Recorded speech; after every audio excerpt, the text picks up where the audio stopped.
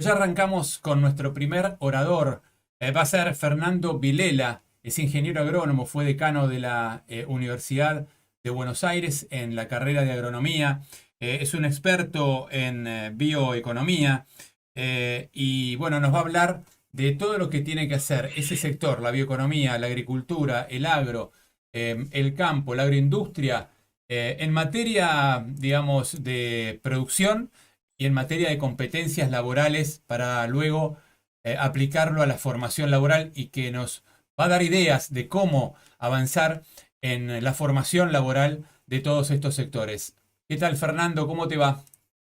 Hola Mariano, muchas gracias por la invitación, también a Enrique y a todos ustedes por estar aquí. Estamos atravesando un momento histórico de quiebre, donde muchas de las tendencias que teníamos hasta hace pocos años se están variando. Eh, en el siglo XIX, siglo XX, el progreso eran las chimeneas humeando. Eso ya no es así, digamos, esa reconversión que involucra un cuidado del ambiente, un cuidado de la gente, una percepción de que estos son centrales hacia adelante, lo podemos conectar con la capacidad que tiene Argentina de generar biomasa, o sea, productos vegetales y animales a partir de la fotosíntesis, donde eh, llamativamente los empresarios argentinos están en el primer nivel. Están muy cerca de la frontera del conocimiento, estos gerenciadores de la fotosíntesis. El punto es que a partir de ella uno puede tener distintos tipos de productos. Hoy Argentina es un exportador de alimentos para animales. Nuestro maíz, dos terceras partes sale como grano, la soja básicamente como productos con bajo nivel de agregación de valor, transformado en harinas o aceite, y el mundo, por otro lado, está requiriendo estos productos para transformarlos ellos en proteínas animales y distintos tipos de otros usos.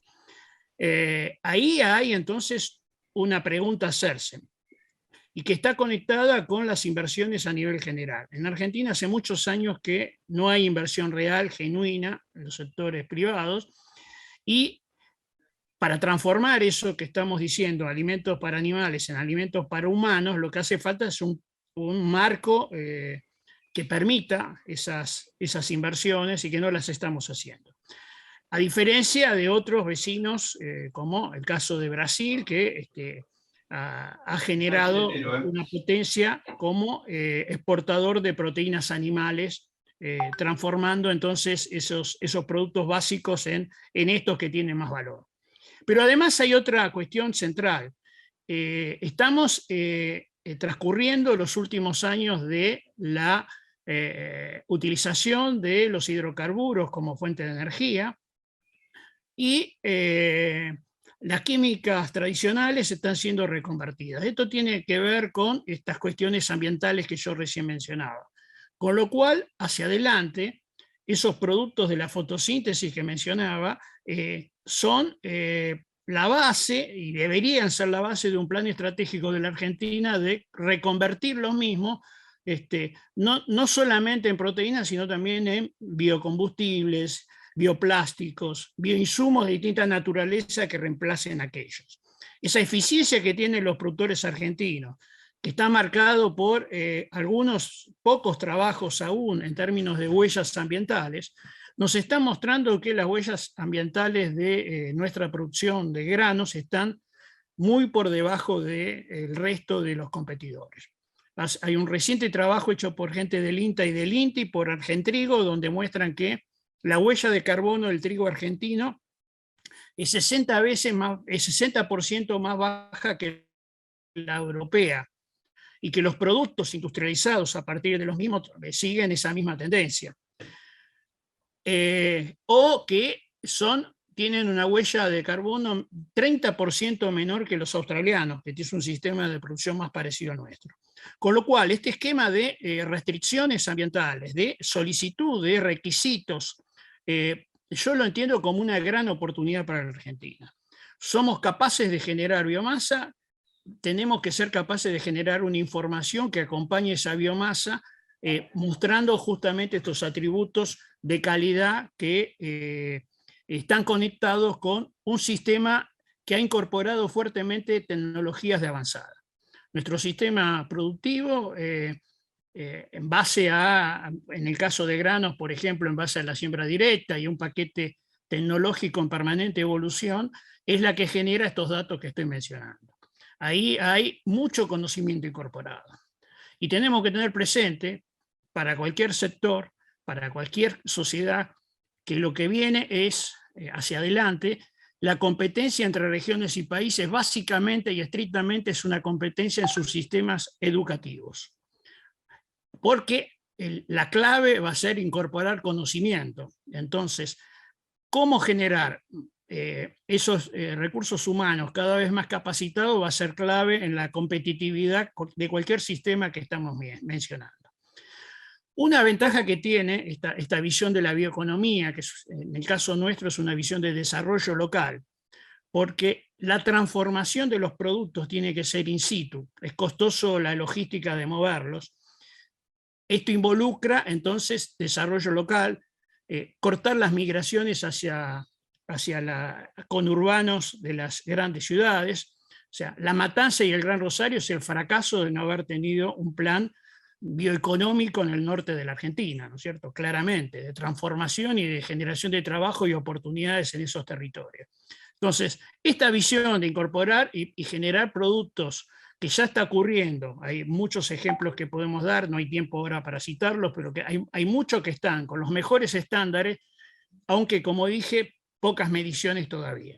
Una política estratégica a largo plazo debería ser colocar una parte relevante del sistema científico-tecnológico a pensar qué hacer con esos almidones del maíz, de la soja, etcétera, en las transformaciones que nos ubiquen, reemplazando lo que viene siendo hoy lo que mencioné de la química de los hidrocarburos y de la química pesada.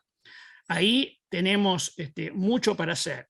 La otra cuestión, y visto desde el punto de vista social, es que en este tipo de sistemas necesitamos actores de distintos niveles de conocimiento. Necesitamos algunos más masivos y otros mucho más sofisticados, y los tenemos, los sofisticados. Lo que tenemos que hacer entonces es esas transformaciones que permitan que la gente no migre, que acceda a una educación suficientemente alta para que haga sus tareas de la mejor manera, en un contexto donde claramente todo esto requiere estar abierto al mundo, ¿no es cierto? Esto, a esta altura del partido, si uno no se identifica con los movimientos más internacionales, donde todo este bagaje que estoy mencionando pueda ser exportado, va a ser muy difícil hacia adelante. Y ahí tenemos un problema serio, ¿no? Argentina es uno de los países más cerrados. Per cápita, nosotros estamos exportando la tercera parte que un chileno, por ejemplo, para tener idea de qué está pasando. Y nuestra representación porcentual del comercio mundial es cada vez más baja a partir de estas cuestiones. Fernando, Ahí entonces, sí.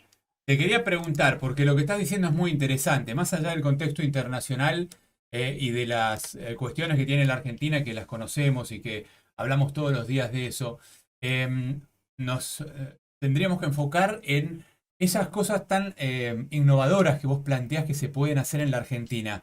¿Qué tipo de competencias laborales van a necesitar en el futuro?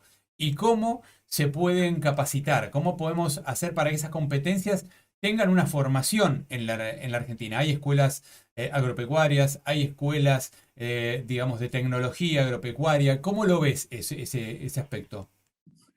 Acá, como yo decía, estos sectores de la bioeconomía tienen la ventaja que tenés, a diferencia de otros que requiere gente muy especializada y con mucha profundidad, necesitas actores que tengan diversas capacitaciones. Y ahí, a pesar de los esfuerzos que hubo en su momento de hacer desaparecer las escuelas técnicas, estas han sobrevivido, las agrotécnicas. Muchas de ellas son un ejemplo de cómo trabajar y cómo transformar estas cuestiones. Ahí tenemos una base importante. O sea, educación técnica a nivel secundario me parece que es una clave casi para cualquier sector que estás proponiendo hacia adelante, ¿no es cierto? Y entonces ahí hay actores, hay personas que están trabajando adecuadamente y que son imprescindibles para un modelo de este tipo. Entonces tenés que combinar la punta del conocimiento, de la transformación biotecnológica, etcétera, con múltiples trabajadores que tengan diferentes accesos a nivel educativo, ¿no? Otros sectores no son así. Creo que tiene esa ventaja, ¿no es cierto? Hay sectores, no sé, podemos tirar algunos números si querés. Por ejemplo, la industria forestal en Argentina es importadora neta. Argentina tiene un balance de 700 millones de dólares negativo y tiene en corrientes y emisiones las zonas del mundo de mayor velocidad de crecimiento de árboles. Las 3 plantas pasteras de Uruguay, que es el segundo producto de mayor exportación de este país, estaban previstas, la inicial en Argentina, y por razones que creo que algunos conocen, eso no fue posible, ¿no es cierto? Entonces, Ahí tenés un ejemplo concreto de lo que nosotros tenemos que mirar. Si desarrollamos la forestación en el norte, en Misiones y en las provincias que vos mencionaste, ¿qué hay un plan capacitaciones? estratégico que te genera 200.000 puestos de trabajo. Bueno, ahí Digamos, tenés. ¿Cómo capacitar 200.000 personas? Porque por un lado tenés las escuelas, seguramente habrá escuelas, pero esto hay que multiplicarlo en escala, ¿no? Entonces tenemos que pensar en capacitaciones a gran escala. en todos los casos es así, digamos. Nosotros hemos hecho un retroceso muy grande en términos educativos, ¿no es cierto? Eso está más que claro. Cuando yo iba a la escuela pública, el que iba a una escuela privada era o muy de élite o marginal en términos intelectuales, ¿no es cierto? Eso ha cambiado y entonces ahí esa debilidad de nuestra escuela hay que transformarla, ¿no es cierto? Hay un tema central, por eso dije que la competencia futura es entre sistemas educativos y ahí hay que hacer un esfuerzo gigante para mejorarlo en todos los niveles, como vos decís. Vos no podés pasar de hoy de una economía como la nuestra a pensar solamente en cosas ultra sofisticadas porque tenés 40 al 50% de la población sin acceso a trabajo razonable, ¿no? Entonces, en la pobreza. Entonces ahí hay que generar esquemas de trabajo que involucren al conjunto de la sociedad y no solamente a algunos actores, ¿no es cierto? Estas transformaciones que requieren inversiones, que yo hablo de la vaca viva, ¿no? En contraposición de la muerta, que es la del pasado, aunque no incluyendo, digamos, los O. No es una o la otra, es una y la otra, y es uno más uno más uno. Tenemos que generar un esquema donde cada quien sume los y saque los O, porque hay posibilidades para múltiples actores que puedan integrarse en un proyecto de desarrollo nacional. Tiro un último número, porque a veces hay ideas muy equivocadas, ¿no es cierto? Cuando se habla del sector agroindustrial o bioeconómico, se habla de que no genera trabajo, ¿no? Es digamos, una muletilla repetida y falsa. O sea, el sector de las carnes en Argentina representa entre 4 y 5 veces la cantidad de puestos de trabajo que genera la cadena automotriz en la Argentina. Y que además, en ese caso, es puramente deficitaria, hay que importar mucho más que lo que se exporta. Entonces, tengamos la cabeza abierta, veamos las distintas opciones, las I para cada región, las I para cada sistema educativo, y eso me parece que va a requerir un consenso que no dependa de que cada 2 años una elección lo tumbe. Bueno, muchas Fernando, gracias. muchísimas gracias, muchísimas gracias. Muy valioso, muchísimos datos, muchísima información, la que estamos recabando aquí en el Movimiento por los Valores de la Argentina en esta tercera conferencia de la cultura del trabajo, ¿no? La mejor elección en tiempos electorales es la elección del trabajo, la elección de la cultura del trabajo.